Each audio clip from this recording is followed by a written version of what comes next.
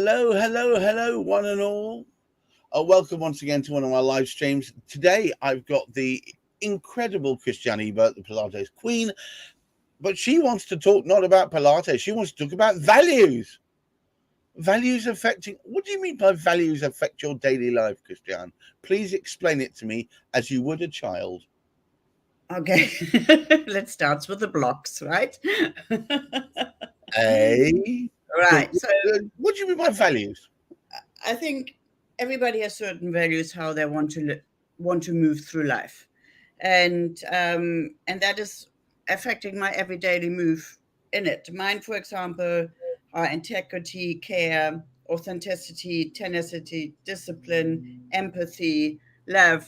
So these are my core values, which I am acting upon every day. Somebody else might have um, selflessness, responsibility. I mean, there are thousands of them on what make you create every step in your life. And these are the important things, I suppose, that they can be different parts of different ones of those values can be important to different people, I guess. Yeah, and also I think they're changing over time. Um, for example, and when I was in domestic violence relationships, integrity and authenticity was definitely not one of my core values. My core value was survival. Yeah, and absolutely. That was pretty much, and I suppose when you're in that kind of mode, all you're thinking about is how you get from one day to the next, right? Exactly. So responsibility was a big one for my children, and love, and to hold it all together. But Right. now that I'm in a totally different space, I moved through that and building a successful business. One of my biggest core values, apart from I think empathy and care and love, are values I should have as a life coach and a Pilates instructor. Otherwise, I'm in the wrong industry. But integrity and authenticity, and I think that is really, really violently important, because if you don't have those, your clients or whoever you have a relationship with, whatever kind of relationship with, they will see right through you if you haven't got integrity and authenticity. And I was actually speaking to my coach earlier about it, because I said, I don't feel very authentic in the moment, because the pictures on my website are about 3 years old, Yeah. and I'm probably about 12 kilos heavier in the moment. But on the other side, I'm authentic about that as well. I do tell people, and actually just considering actually making videos about it, TikTok videos about it, about the journey, how to get rid of this again, and how that even came through it. Because I swear to you, there are loads of people in that situation that they It's a golden rule, Christiane. If one person finds this issue, then thousands, if not millions, will. So exactly. if you've So been through it, then people hearing how you managed to keep yourself going, how you stayed resilient in the face of all this, it's got to be a useful thing for people to hear about. yes. So that's what I meant with the values affecting your daily life. If I wouldn't care about my integrity, then I would just show up on Facebook and talk about God knows what, and nobody actually. Everybody knows if I open my mouth, it's not there's no truth coming out of it. But that's not not me, and that's also my image I'm bringing across. And And like you know you, what? I think it's important you do that. I think it's important you build a reputation based around integrity, and that's always got to be built on consistency, so yeah. that every time they interact with you, they kind of already know what to expect. See, and there's another value there. It's consistency, which I put sort of a little bit. It's probably a little bit different than tenacity, because I can be incredibly stubborn if I want to, and I'm not sure if one calls that tenacity or if stubbornness is a value. I think there's a fine line between the two.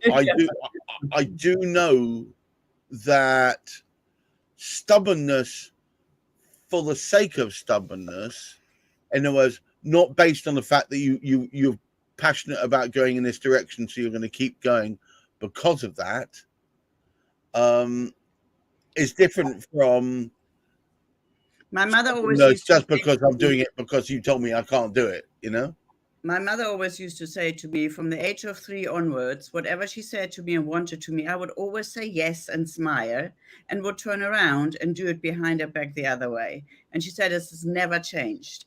And I'm probably still like this. If I believe in something, and like you say, there's a very fine line where it actually goes, okay, now I actually have to actually cut it and say cut my losses. But there's a very fine line with that, and I am incredibly stubborn. If I didn't want to give up my business, and so I had to find another way to support my business until it's properly on its feet. And I think that's very very important. And this discipline and the tenacity to actually move forward, um, that was a big part of me standing here as well, because even that I'm not always consistent, because I'm very good in hiding, and but I have the tenacity to bite it. I'm just a little bit like a bull terrier or something. Like if I get my teeth into something, then it's very hard to get my jaw back apart again.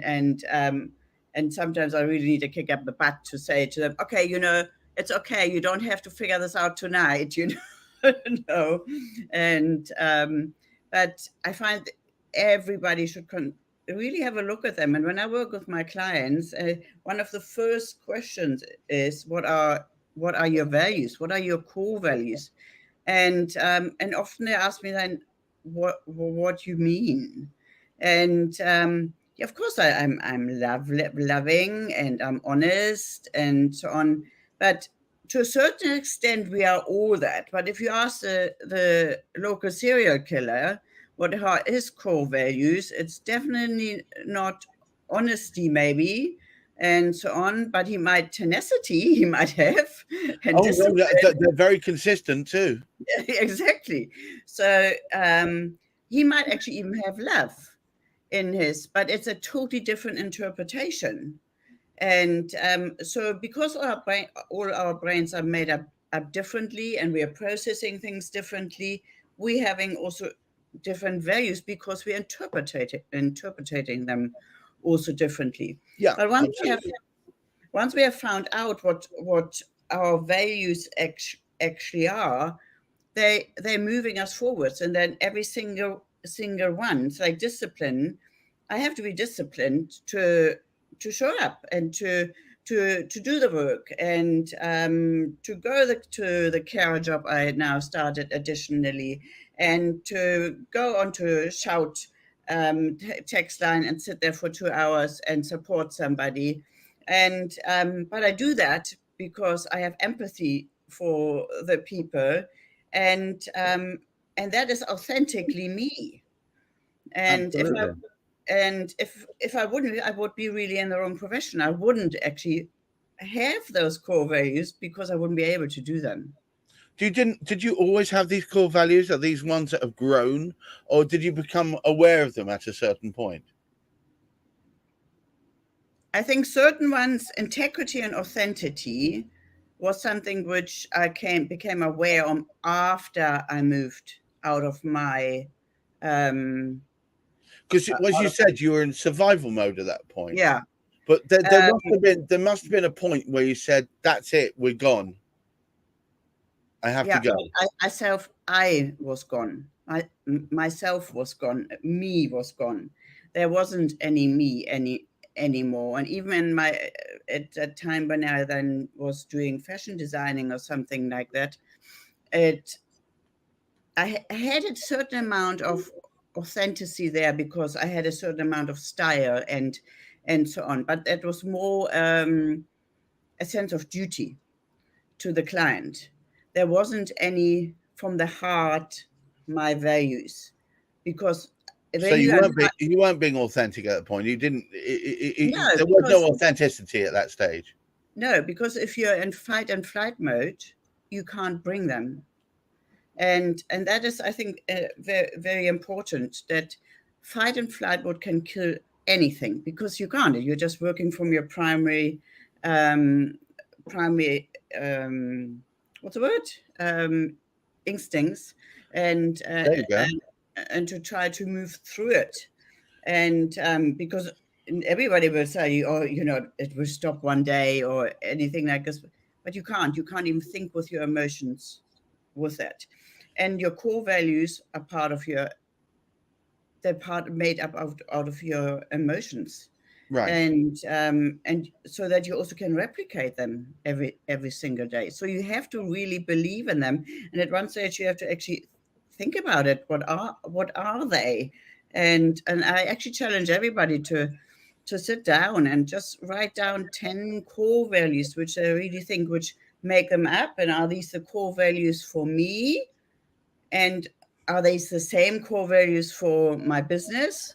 Or am I or even if you're a mother, or if you're a partner in a romantic relationship, or whatever you're always in a relationship, be it as a daughter or so on. What are my core values for that relationship? And they're not always the same. No, And and I think the biggest disparity is when, for instance, if there's a partnership, business or romantic, and the core values between the two people in those relationships are different, yeah, and that can set your course in quite different directions. yeah. And I often have to think about it often. Sometimes I think the core is okay because they fit together like puzzle pieces. And I mean, if we both would be, fictional speaking, you and I, if we both would be exactly the same, it was like boom, would like go like this all the Oh time, no, wouldn't it? absolutely be butting heads, and I think a lot of that is because although your values are the same, the way which you approach them was always slightly different. So Yeah, nobody's quite right. Whereas if you are pulling in slightly different directions, but have at the core, at the center, an overlap, what you both agree on, I yeah, think that's essential. There must be the overlap, because without the overlap, it's very hard to see how there could be a mesh. If there's no overlap at all, and you're both like two ships pulling in opposite directions, that's not going to work. No. But no. yeah, so that's why I'm quite adamant in my coaching relationships that we are actually touching down, and every couple of weeks, like, or every couple of months, if we're going into longer coaching relationships, then I address it with them. Or at the end of a coaching relationship, have your core values changed? Are So there is that part of your onboarding when you start with a new yeah, client? very You try to ascertain what their core values are, and and yeah. and and, and might you at that point say, well, there needs to be a shift in that. You can't be talking about yourself in those terms. You can't be thinking about yourself that way. And also voicing what that core value means to you, because I think that's also I can also quickly write down 10 core values. But I often ask my clients, and as we are in the session, say, can you write down quickly what that actually means to me? Right.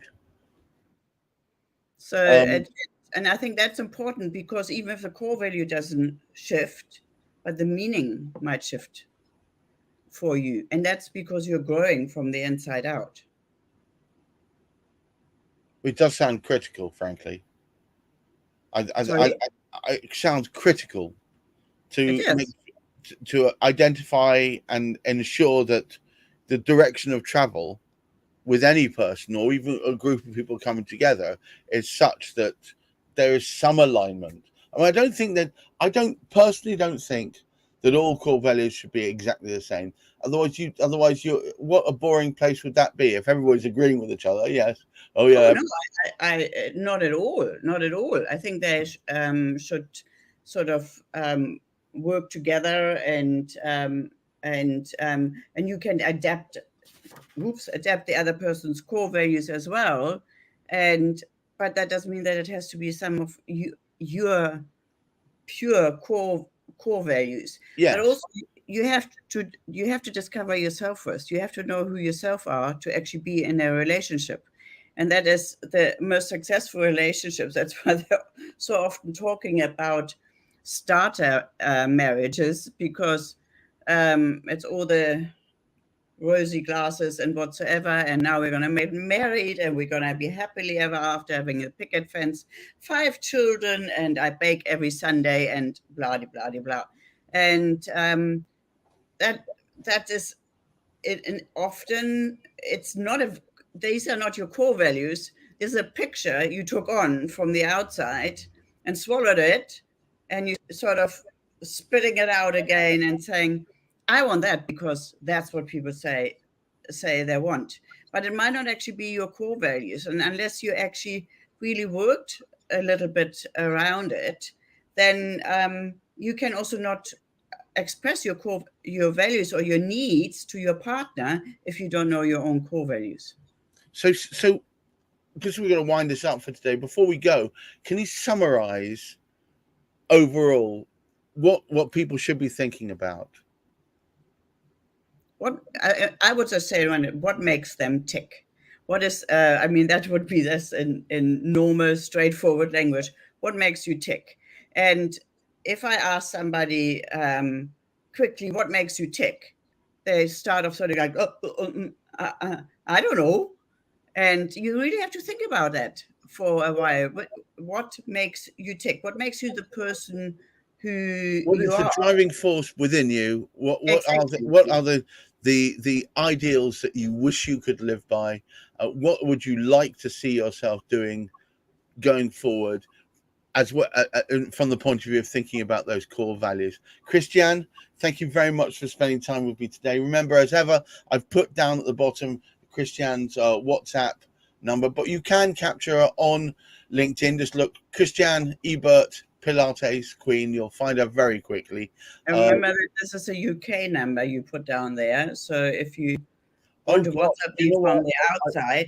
Do you know what? I forget that. Of course. There we go. I can fix that very quickly. How about that? And I love to chat to everybody about that. And I think it's the beginnings of everything.